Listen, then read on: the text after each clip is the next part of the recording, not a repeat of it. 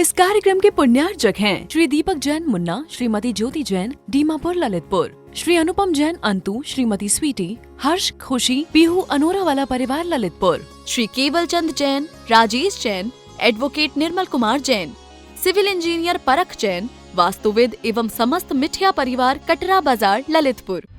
दया भावना foundation, जिसके नाम में ही छिपा है दया का स्वरूप, जिसके अंतर्गत आचार्य श्री विद्यासागर जी महामुनिराज के मंगल आशीर्वाद एवं मुनिश्री 108 अविचल सागर जी महाराज की पावन प्रेरणा से संचालित हो रहा है भारत का सर्वश्रेष्ठ आचार्य विद्यासागर गौ उपचार अस्पताल एवं भगवान श्री राम पक्षी उपचार अस्पताल। ग्वालियर झांसी हाईवे से 110 kilometre, Jhansi Kanpur highway, Jhansi Tikamgarh highway, Jhansi Shivpuri highway, Jhansi Lalitpur highway पर घायल, जख्मी, बीमार, दुर्घटनाग्रस्त गायों का एवं अन्य पशु पक्षियों का उपचार एवं संरक्षण का कार्य फाउंडेशन द्वारा किया जा रहा है। फाउंडेशन का भारत के प्रत्येक 4 लाइन, 6 लाइन एवं अन्य राष्ट्रीय महामार्गों पर प्रत्येक 150 से 200 किलोमीटर के अंतराल पर आचार्य विद्यासागर गौ उपचार अस्पताल संचालित करने का लक्ष्य है। आप भी दया भावना फाउंडेशन द्वारा किए जा रहे सराहनीय कार्य में आर्थिक सहयोग अवश्य प्रदान करें।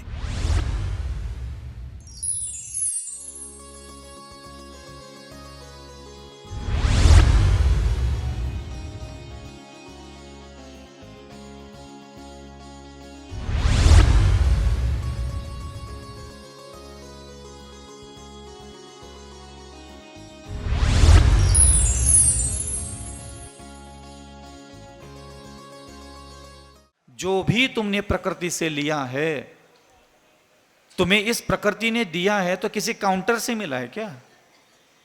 किसी कार्यालय से मिला है तुम्हें? संसार से जो जो चीजें भोगने को मिली है, तो जा करके वही उड़ेल के आ जाओ जहां से तुमने जो चीज प्राप्त की है।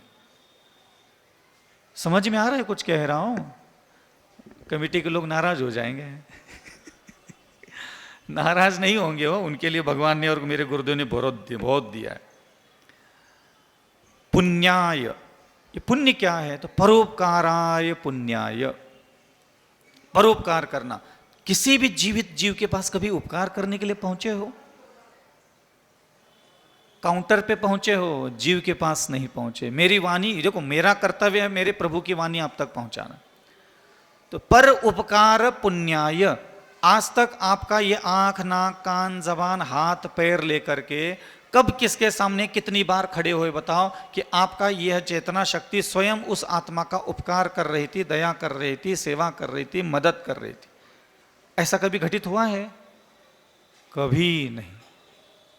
कैसे मानूं कि आपका परोपकार हुआ है? कैसे कहूं मैं, बताओ किस मुख से कहूं? इस हाथ की अंजुलियों से कभी मुट्ठी भर दाना ऐसे धरती पर बिखेर दिए क्या?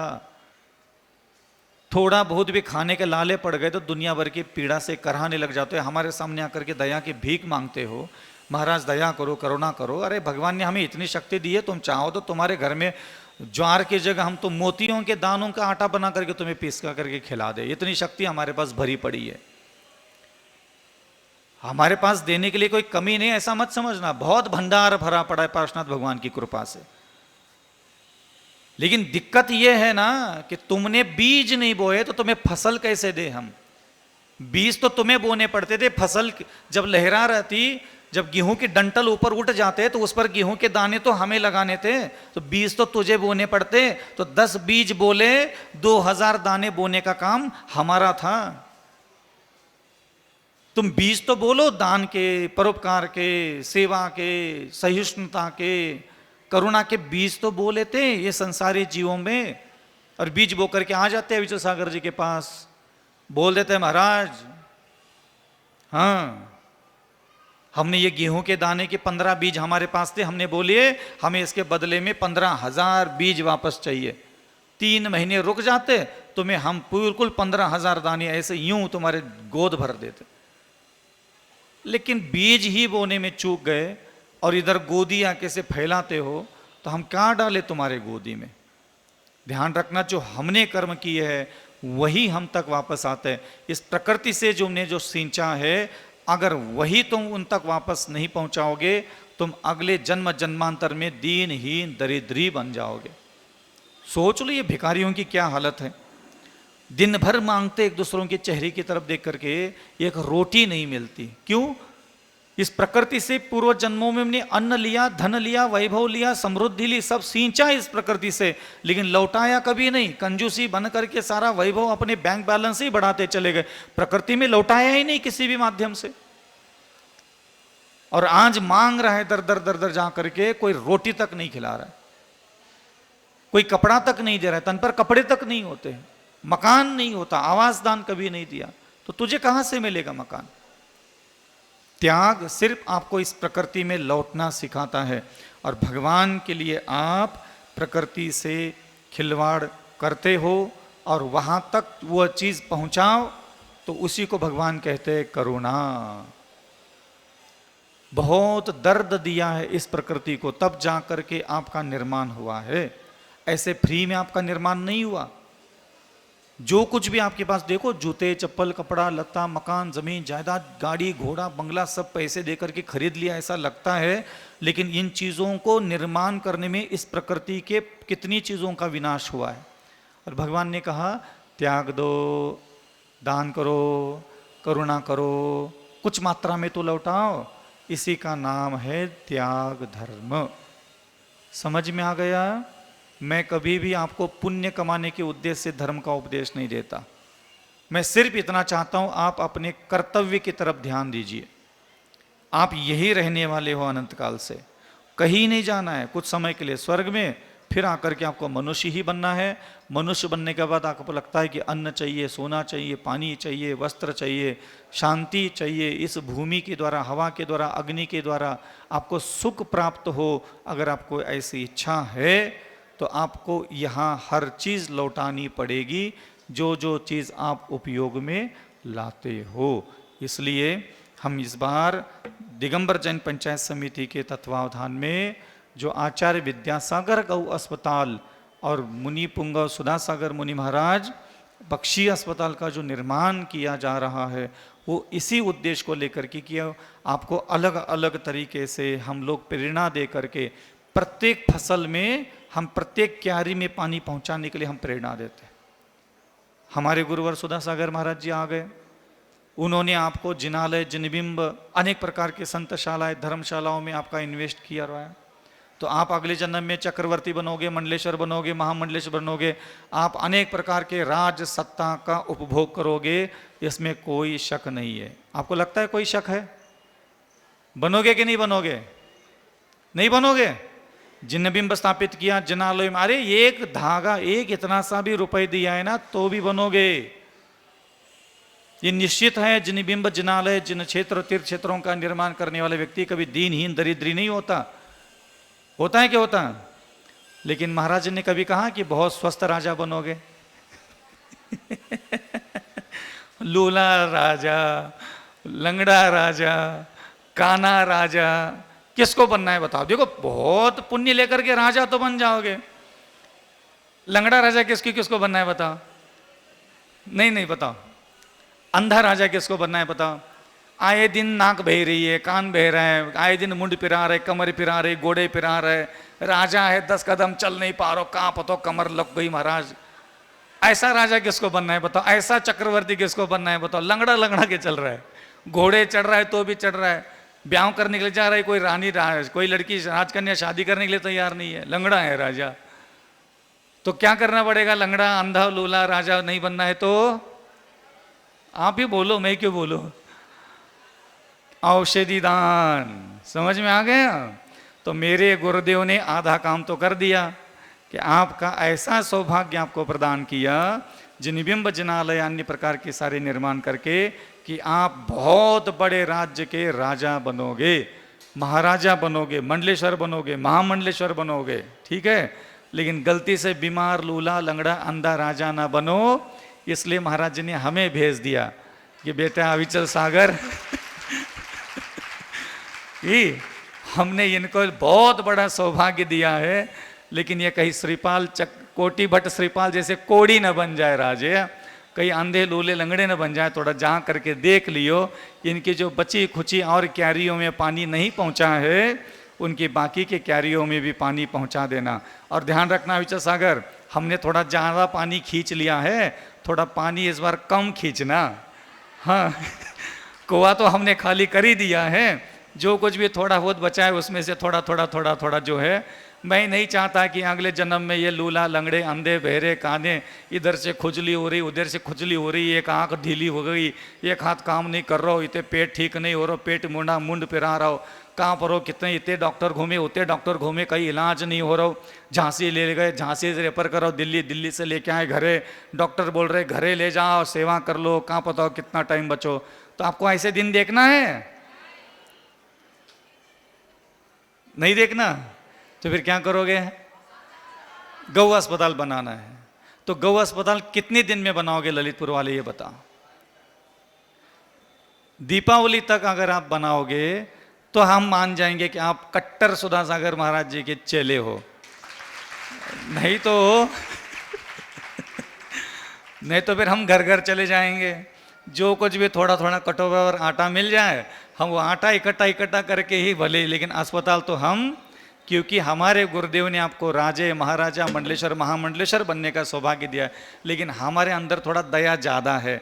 हमारे अंदर ये भाव आ गया भी ये लूले लंगड़े अंधे बहरे काने नकटे वोट कटे राजा न बन जाए, इसलिए हमने ये अस्पताल निर्माण करने का विचार बनाया। और ध्यान रखना, एक बार आपको इसमें बस दान डोनेशन देना है, बहुत अच्छी भावना बनाए रखना है। इसमें हजारों पशु पक्षी भारत में बिना उपचार के मर रहे, तड़प रहे हैं, कोई उठाने की व्यवस्था नहीं, कोई उनको हल्दी लगाने की व्यवस्था नहीं है, कोई बैंडेज लगाने की दुनिया में कहीं व्यवस्था नहीं है। ध्यान रखना कि हाँ कोई घायल रोड पे पड़ी है, आप खुद देखिए माता और बहनों कि आप लोगों के पास कोई ऑप्शन है क्या? यहाँ से आप सुधासागर महाराज जी के दर्शन करने के लिए जाते हो, रास्ते में कई सारे पशु पक्षी कई बार आप लोगों को मिलते हैं, क्या कर लेते हो बताओ? अहिंसा परमो धर्म हमारे भगवान महावीर ने हमें बताया, क्या कर रहे हैं हम? इसलिए हमने ऐसा एक उपक्रम छेड़ा है, अभियान छेड़ा है कि भारत के प्रत्येक 4 लाइन हाईवे पर ऐसा आचार्य विद्यासागर गौ अस्पताल हम निर्माण करते चले जाएंगे। एक तो हमारे गुरुदेव का नाम विश्व में अजर अमर होगा, दूसरा भगवान महावीर 24 तीर्थंकरों की वाणी पूरे भारत देश में फैलेगी, और इसकी जो शुरुआत है वो हमारे दिगंबर जैन पंचायत समिति ललितपुर के द्वारा, जैन समाज के द्वारा शुरुआत हुई है। और ये मानता हूँ कि मेरे गुरुवर निर्यापक श्रवणाचार्य सुधासागर महाराज जी ने जो इस बार मुझे हाथ उठा करके आशीर्वाद दिया है, ये बस उसी का बल है, उसी की शक्ति है जो मेरी वाणी थोड़ा बहुत अंदर से निकल पा रही है। नहीं तो हम तो 20 साल तक तो जंगलों में रहे, एकांत में रहे, हम तो यही मानते थे कि भाई हमें तो बोलना आता ही नहीं है। लेकिन गुरुदेव के मुख से जब आज्ञा निकलती है तो पता नहीं ऐसे शरीर में कौन कौन से चक्र जागृत हो जाते हैं, जिसके कारण हम लोग इस प्रकार की शक्ति लेकर के आपको थोड़ा बहुत प्रेरणा देते हैं। तो चतुर्मुखी विकास, एक मनुष्य जब जन्म ले, हम जब गर्भ में कोई गर्भवती महिला भी होती ना, उसकी सबसे पहली चिंता एक ही होती है, मेरा शिशु स्वस्थ रहे। स्वस्थता की चिंता होती है, और स्वस्थता तभी मिलेगी जब आपके द्वारा सुव्यवस्थित, बिना अपनी शक्ति को छुपाए, निस्वार्थ भावना से आप औषधि दान दीजिए। मैं ये कहना चाहूँगा कि इस बार आप पुण्य कमाने के लिए अपना पुण्य संचित हो इसलिए दान मत करना, सिर्फ इस सृष्टि के प्रत्येक जानवर पशु पक्षियों तक हमारा औषधि पहुँच जाए, वो भी सुखी रहे, इसलिए मात्र आपको दान देना है। मेरे को इतना विश्वास है, मेरे गुरुदेव ने आप लोगों से जितना दान करवाया है ना, और जितना आपको पकड़ पकड़ करके दान करवाया है, आप समझ लेना इससे बड़ा उपकार गुरु दुनिया में कभी कभी भी नहीं मिलेगा। ऐसा उपकार वो आपके ऊपर कर चुके हैं। मैं आपको नहीं बोलूँगा कि मैं आपका कल्याण करूँगा, मुझे पूरा विश्वास है मेरे गुरुदेव ने आप लोगों से इतना दान, इतनी सेवा, इतने सर्वोत्कृष्ट कार्य करवा चुके, आपका कल्याण मात्र निश्चित है। आपके पास अगले जन्म जन्मांतर में भोगने के योग्य पुण्य आ चुका है। इसीलिए मैं कहता हूँ कि इस बार आप दान दो, पुण्य कमाने के लिए नहीं, कोई पुण्य की आपके पास कमी नहीं है, बस आपके प्राण छूटने की देरी है। जहां आप जन्म ले लोगे वहां बहुत बड़ा नगर, बहुत बड़ा माता पिता परिवार और बहुत बड़ा ऐश्वर्यवान सब मिलने वाला है आपको, लेकिन स्वस्थ शरीर भी चाहिए, इसलिए इस अस्पताल की निर्माण करने की भावना हुई है। इसमें बहुत सारे उपकरणों की भी आवश्यकता है, एक्सरे मशीन चाहिए, इंडोस्कोपी मशीन होती है, ब्लड चेक करने की मशीन होती है। गाय जब घायल होकर के आती है, पैरों पर से ट्रक गुचल के चले जाते हैं, उनको हैंगिंग लटकाने वाली मशीनरी चाहिए होती है। लगभग 30-30, 50-50 हज़ार में एक मशीन आती है जिन पर उन लंगड़ी गायों को हम रखते हैं। कुछ समय तक उनको वहाँ लटका के रखने से उनके पैरों की हड्डियों में थोड़ा जुड़ाव उत्पन्न होता है। उनको जब एक्सीडेंट होता है तब हमें तो यही दिखता है कि उनके पैर पे से ट्रक निकल गया है, जहाँ जख्म है वहाँ हम लोग उपचार कर पाते हैं बस खाली। लेकिन हमारे पास एक्सरे मशीन अगर पशु पक्षियों का आता है तो एक्सरे के कारण हम ये भी जान लेते हैं कि अंदर पसलियाँ कितनी टूटी है, क्योंकि पसलियाँ टूट जाती, कई बार अंदर की हड्डियाँ टूट जाती तो हमें ऊपर से दिखता ही नहीं है कि हम कहाँ उपचार करें उसका। वो बेचारे ऐसे ही दर्द में महीनों तक पड़ी रहती है। इसलिए एक्सरे मशीन है, एंडोस्कोपी मशीन है, अन्य सारे वहाँ व्यवस्थित मशीनरियों का भी हम उपयोग करेंगे। और आप महानुभाव सभी लोगों को ये प्रेरणा दें कि जिसकी जो शक्ति है, किसी को मशीनरी देना है, किसी को मुख्य अस्पताल भवन निर्माण करने की इच्छा है कि नहीं गुरुदेव हमारा पूरा भवन निर्माण करेंगे, अस्पताल भवन में जो राशि लगेगी हम दे देंगे, लगभग 15 लाख 21 लाख जो भी कमेटी की डिज़ाइन बनाया होगा उसके हिसाब से आप उनसे संपर्क कर सकते हैं। भूसागर भी चाहिए और एक मेडिकल रूम भी चाहिए, 3-4 स्टाफ रूम भी आवश्यकता है वहाँ। इस प्रकार बहुत सारी ऐसी मशीनरियों की आवश्यकता पड़ेगी और इन सारी मशीनरियों का उपयोग एक बार अगर आप इन्वेस्ट करते हो तो ये सैकड़ों वर्षों तक हजारों लाखों पशुओं को उनकी पीड़ा से मुक्त देने के लिए कारण बनेगी।